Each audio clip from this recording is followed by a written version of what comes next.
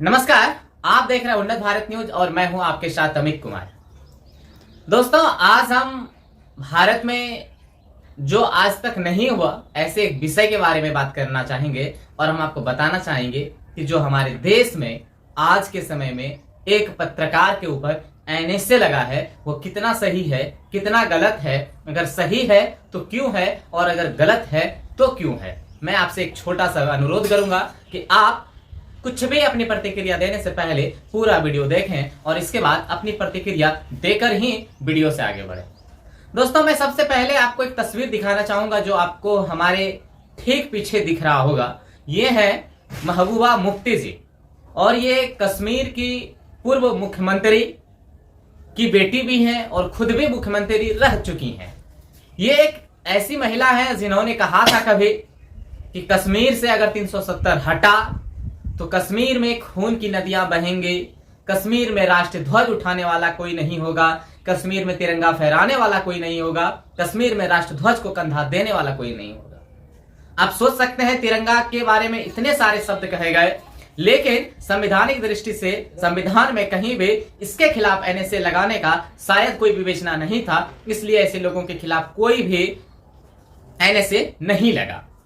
थोड़ा सा इसको स्किप करते हैं। आपको हमारे पीछे फिर से एक तस्वीर दिख रहा होगा जिसमें आप देख रहे होंगे कि कश्मीर के ये नौजवान किस प्रकार से पूरी क्षमता के साथ, पूरी एक्शन के साथ हमारे सुरक्षा बलों पर, भारतीय सेना पर, सशस्त्र बलों पर, हमारे रक्षकों पर पत्थर पर पत्थर बरसाए जा रहे हैं। लेकिन ऐसे लोगों पर भी जो है वहां का जो भी लोकल प्रशासन होता था उसके मदद से सिर्फ किसी प्रकार से जो है बंदूकें चलाई जाती थी और यहां तक कि सुप्रीम कोर्ट ने तो यह भी आदेश दे दिया था, ठीक है सुरक्षा बल को अपना आत्म सुरक्षा भी करने का अधिकार है, लेकिन याद रहे गोली नहीं चलानी है। गोली अगर चलती है तो किसी को लगनी नहीं चाहिए और अगर लगती भी है तो ख्याल रहे पत्थरबाज पत्थर के आड़ में गोली क्यों ना चला दे, लेकिन आपको जब भी चलाना है तो रबड़ वाली गनें चलानी है, रबड़ की बुलेट चलानी है जिससे कि कोई क्षति ना हो। जनाब, ये तो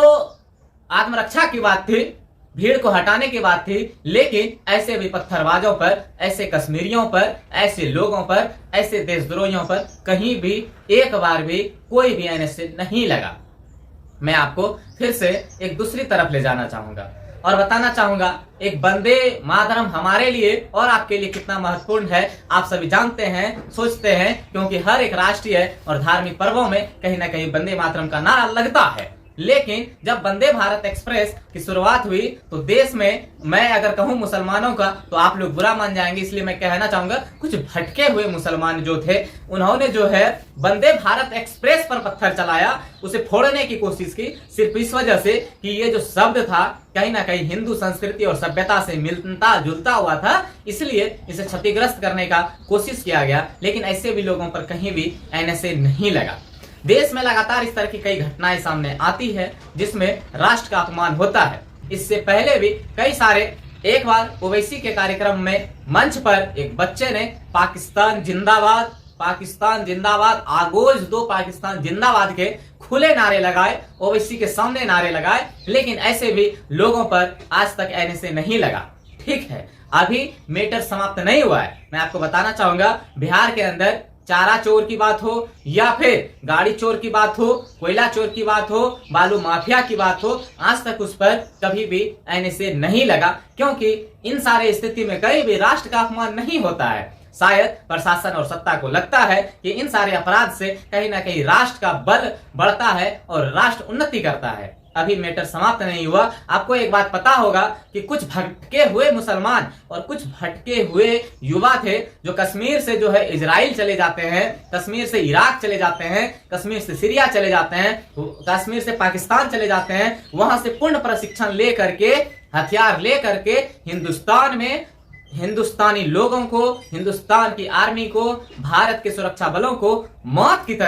मौत के घाट कुत्ता की तरह उतारने के लिए आते हैं और कहीं ना कहीं अंधाधुंध गोलियां चलाते हैं। लेकिन जब वो कभी शेर के पल्ले पड़ जाता है, यानी हमारे सुरक्षा बलों के पल्ले पड़ जाता है और उसे कहा जाता है तुम आत्मसमर्पण कर दो, आत्मसमर्पण करके फिर जो है उसे आत्मसमर्पण कराया जाता है और उसके परिवार को बुला करके सकुशल जो है वो भटके हुए मुसलमान और भटके हुए युवा को जो है उसके परिवार को सुपुर्द कर दिया जाता है। लेकिन ऐसे भी लोगों के खिलाफ कहीं भी एनएसए नहीं लगता है, कहीं भी उसके खिलाफ कोई भी बड़ी कार्रवाई नहीं होती है। लेकिन जरा सोचिए, जब हमारे समाज में, हमारे राज्य में, हमारे देश में, हमारे आस पड़ोस, गली, शिक्षा, मंदिर, आंगन में फैले हुए जब बुराइयों को कोई दिखाने की कोशिश करता है, बिहार के मजदूरों की स्थिति दिखाने की कोशिश करता है, बिहारी लोगों के तड़पते हुए जो है तस्वीर को दिखाने की कोशिश करता है, जब किसी और पत्रकारों के चलाए हुए न्यूज के बारे में सत्य जानने की कोशिश करता है, तो उसे जो है सबसे पहले तो गिरफ्तार किया जाता है। जब न्यायिक प्रक्रिया जो है उसे जमानत देने की कोशिश करती है तो फिर तमिलनाडु में ले जा करके उस पर एनएसए लगा दिया जाता है। आखिर आप समझ ही गए होंगे मैं किसके बारे में बात कर रहा हूं। जी हाँ, मैं बात कर रहा हूं उसी मनीष कश्यप के बारे में। जरा सोचिए, उनका तो सिर्फ जुर्म इतना रहा था जो कि पुलवामा जैसे कार्यक्रम घटना के बाद जो कार्यक्रम होने चाहिए, जो श्रद्धांजलि सभाएं होने चाहिए, ऐसे कार्यक्रमों में जा करके उन्होंने जो है एक तरह से देश के लिए ना जाने अपना कितना सर्वस्व लगा करके अपने राष्ट्रभक्ति दिखाने की कोशिश की, जिनके पिता स्वयं बॉर्डर पर जा करके राष्ट्र के सम्मान के लिए, राष्ट्र की सुरक्षा के लिए दिन रात जान हथेली पर रख करके राष्ट्र की सुरक्षा कर रहे हैं। उनके